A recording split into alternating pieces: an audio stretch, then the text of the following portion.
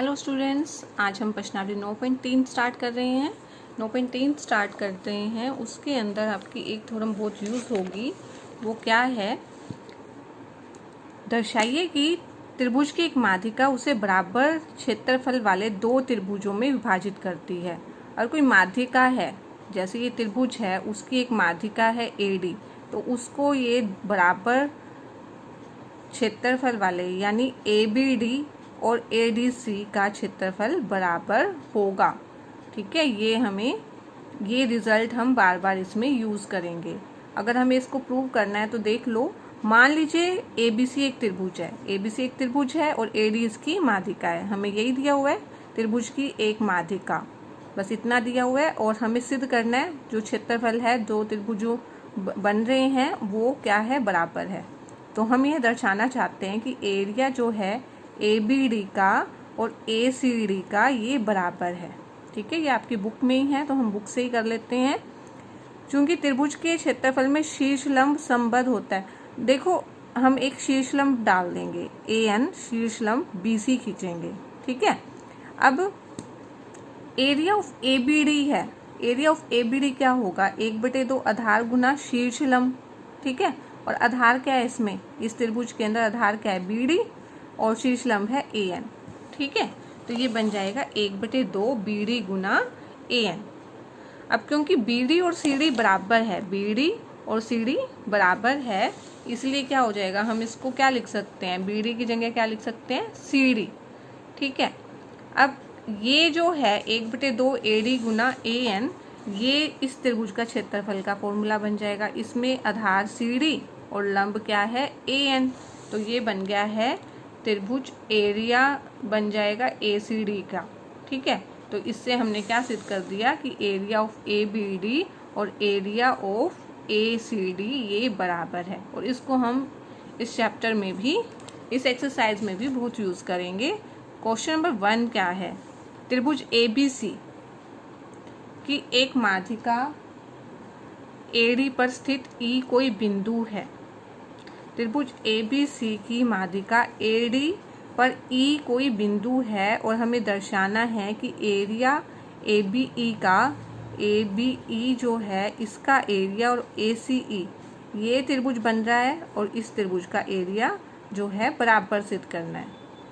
तो क्योंकि त्रिभुज ABC के अंदर AD जो है माध्यिका है, इसलिए ABD का क्षेत्रफल और ACD का क्षेत्रफल बराबर हो जाएगा। इसको हम बता देंगे, क्योंकि माध्यिका AD त्रिभुज को बराबर क्षेत्रफल वाले दो त्रिभुजों में विभाजित करती है।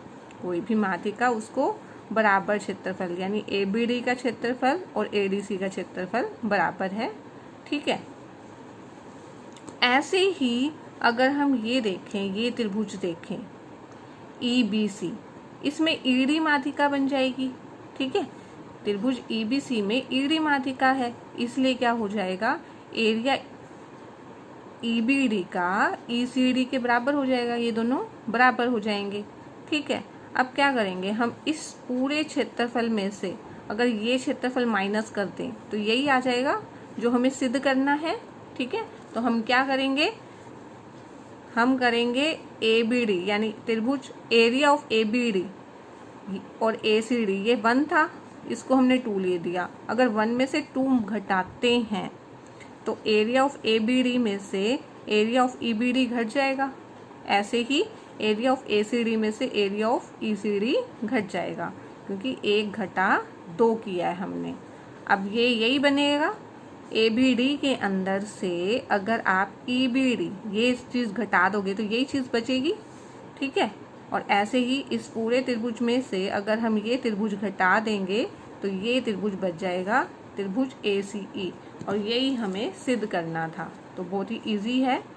ठीक है, क्वेश्चन नंबर 2 देखो, यहाँ त्रिभुज ABC में E, त्रिभुज ABC में E जो है माध्यिका AD का मध्य बिंदु है। मध्य बिंदु यानी ये दोनों रेखाएं बराबर है, AE ED के बराबर दिया हुआ है हमें।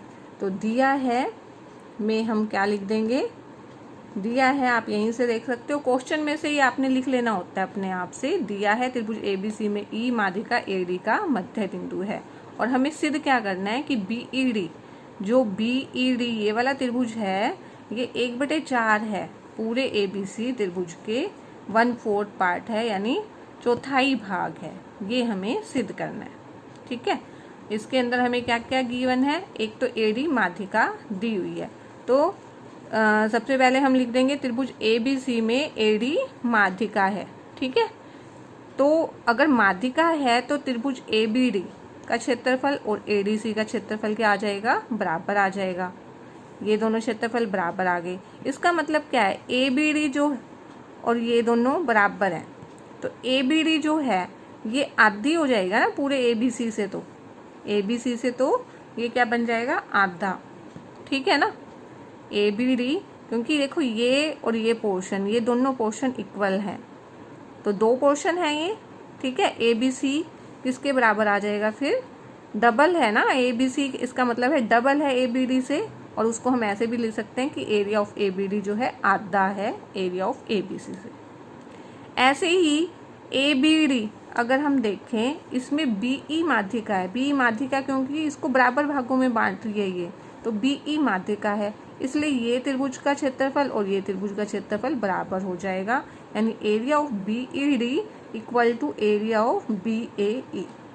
और यहाँ पे भी क्या होगा, BED जो है, एरिया ऑफ BED को हम क्या लिख सकते हैं, 1/2 पूरे ABD का आधा, क्योंकि ये दोनों तो बराबर हैं, तो ये जो है इस पूरे का आधा हो जाएगा।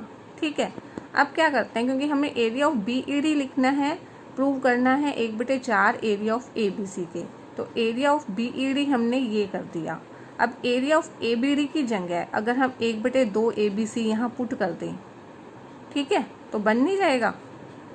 ठीक है, तो हम एक का मान एरिया ऑफ ABD का जो ये मान है 1/2 यहाँ पुट कर देते हैं, तो ये बन जाएगा 1/2 गुना 1/2 एरिया ऑफ ABC, जो कि हमें सिद्ध करना था, हमें यही सिद्ध करना था।